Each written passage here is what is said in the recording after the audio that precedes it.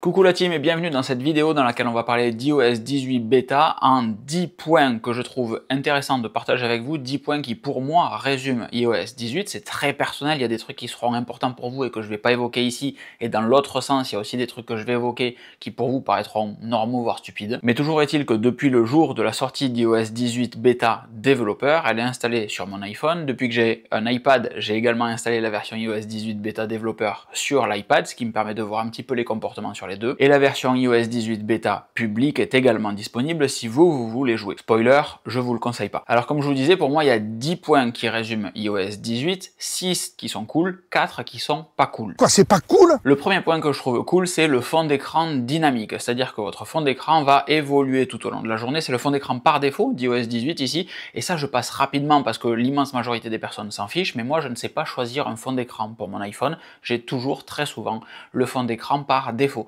Donc c'est cool que ce fond d'écran soit animé et évolue au fil et à mesure de la journée, comme ça peut être le cas sur un Mac par exemple. Par contre aujourd'hui il y a un truc qui me rend fou, c'est que le fond d'écran de l'iPad n'est pas de la même couleur que le fond d'écran de l'iPhone, on dirait que les deux sont asynchrones en termes de couleur, c'est un petit peu comme quand vous avez deux horloges chez vous, ou un Mac et un iPad, et que c'est pas exactement la même heure à la seconde près sur les deux, c'est un peu le même délire. Deuxième point qui est assez cool, c'est le fait qu'on puisse mettre des icônes où on veut. Alors dans mon cas, ça change rien puisque mes springboards sont quasiment toujours pleins, il reste juste un slot pour me faire croire que j'ai encore de la place si je veux, mais ça veut dire que si vous avez un fond d'écran avec un objet au milieu ou une personne au milieu, vous pouvez disposer les icônes autour de cette personne et ne pas gâcher le visage de votre être aimé. Troisième point intéressant, c'est que le Dark Mode arrive partout. Vous allez pouvoir configurer les icônes des applications de telle sorte qu'elles soient de la même couleur que le fond d'écran.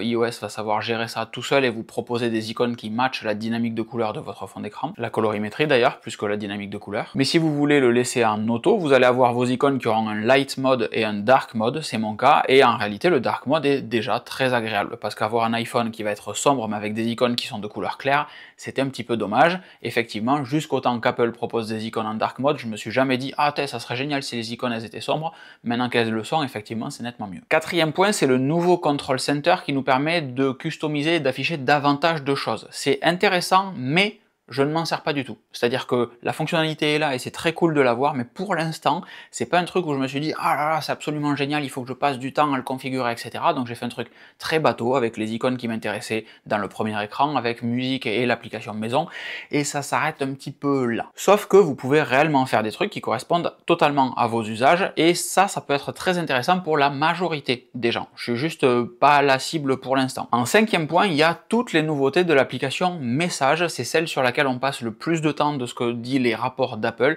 et réellement on voit qu'ils font beaucoup d'efforts là-dessus. Le premier truc de l'application Message que je trouve cool, c'est le fait de pouvoir planifier l'envoi. Vous voulez être sûr que votre pote voit le message au moment où il se réveille ou à un moment particulier, ou son anniversaire, pour fêter un anniversaire ou fêter un événement en particulier, vous pouvez planifier un envoi.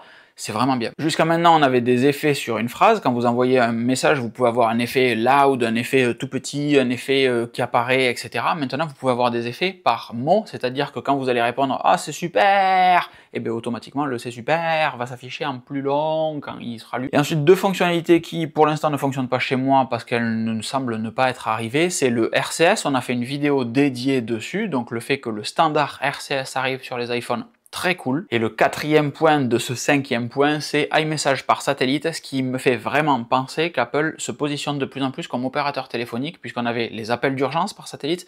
Maintenant, iMessage par satellite, il n'y a aucun rapport avec la partie satellite, constellation et les investissements qu'Apple a mis en place là-dessus. Pour autant, iMessage par satellite, c'est juste délirant. Et donc peut-être que demain, Apple arrivera avec des appels d'urgence par satellite pour appeler les proches, etc. Avec, je sais pas, une vitesse, une qualité, une durée d'appel limité, mais j'ai vraiment la sensation, comme disait Léo Duff, qu'Apple est en train de se positionner sur un format d'opérateur téléphonique. Dans quelques années, évidemment, pas de suite, mais ça prend la bonne direction. Et iMessage par satellite, vraiment très impatient de tester ça et de voir à quoi ça ressemble. Et ensuite, on a l'application Password, qui est le dernier truc cool des iPhone, iPad, macOS, etc. en version bêta. Cool, mais pas cross-platform, c'est-à-dire que vous pouvez pas utiliser l'application Password sur votre navigateur Google Chrome ou Brave ou ce que vous voulez, ou Firefox, ça ne marche que sur Safari. Donc il faut avoir Safari sur votre iPhone, votre iPad, votre Mac pour avoir la synchronisation de tous ces mots de passe, ou alors il faudra faire un copier dans l'application Password pour revenir le coller dans votre navigateur. C'est quand même nettement plus complexe que d'utiliser une application comme OnePassword. Donc je vous recommandais, et je continue de vous recommander l'application OnePassword pour gérer vos mots de passe, vos licences logicielles comme celle d'Istatmenu qui a été mis à jour il n'y a pas longtemps et on en a parlé, et tout le reste de votre vie numérique, c'est le coffre-fort numérique ultime. Bon, maintenant on attaque la partie pas cool. Quoi? De iOS 18 et iPadOS 18. Et j'inclus aussi WatchOS 11 là-dedans. Le premier point, c'est qu'il y a des bugs partout. Et si le fonctionnement global est très stable depuis le tout début, parce qu'en même temps iOS 18 apporte peu de nouveautés, on va pas se mentir, c'est juste du refinement un petit peu, des petites améliorations, et bien en réalité on a beaucoup de bugs qui traînent, des petits trucs chiants hein, qui impactent pas au quotidien, mais quand on tombe dessus, c'est emmerdant quand même. Le deuxième point, je viens de l'évoquer, c'est le fait qu'il n'y ait pas tant de nouveautés que ça. iOS 18, c'est pas une nouveauté majeure, c'est pas une version majeure, on ajoute quelques petits trucs, etc. Mais c'est pas ouf. Et là, vous vous dites, mais il nous dit n'importe quoi. Il y a un truc absolument incroyable dans iOS 18, Apple Intelligence. Ouais. Et ça, c'est le 9e point. Et le 3e point négatif, c'est que Apple Intelligence, en Europe, on ne sait même pas si on l'aura. Pour l'instant, c'est sûr qu'on ne l'aura pas à la sortie. Peut-être qu'on l'aura courant 2025.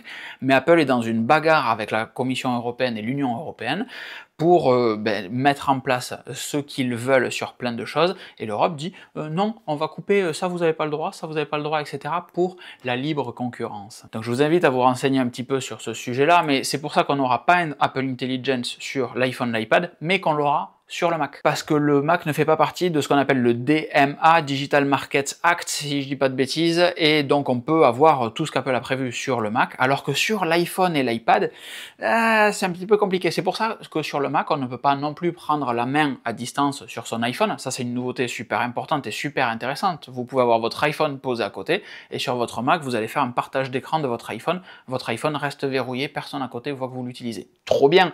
Mais si Apple fait ça, eh bien en fait, le Mac rentrerait dans le DMA puisqu'il aurait les mêmes fonctionnalités que l'iPhone, puisqu'il peut prendre la main de l'iPhone. Donc c'est pour ça que cette fonctionnalité qui sert de passerelle, elle est coupée totalement par Apple et qu'on peut avoir Apple Intelligence sur le Mac. Mac que aujourd'hui je n'ai pas en bêta, j'attends la version stable parce que c'est l'outil de production qui permet de produire ces vidéos. D'ailleurs c'est le moment où je dois vous rappeler que j'ai quitté mon taf pour faire des vidéos sur YouTube, je vous avais une vidéo juste ici qui vous explique tout ça et que réellement j'ai besoin de vous. Alors si ces vidéos vous les trouvez intéressantes, partagez-les autour de vous, likez-les, mettez des commentaires, etc. C'est pas pour faire du blabla, réellement j'ai besoin de vous pour faire connaître le contenu que je peux proposer, pour ensuite pouvoir proposer davantage de contenu et être serein. Et si les vidéos que je vous propose vous font gagner du temps et ou de l'argent, vous avez également la possibilité de faire un don ici, mais encore mieux de nous rejoindre sur le Discord dont vous avez le lien en description, beaucoup plus riche et intéressant pour vous. Pour 5 € par mois, vous avez accès à toute la communauté, toutes les discussions qu'on peut avoir, et chaque semaine il y a un podcast XXL en vidéo, un contenu exclusif dans lequel je réponds à toutes les questions que vous avez posées le vendredi. Vraiment ça vaut le coup. Donc Apple Intelligence, pour l'instant,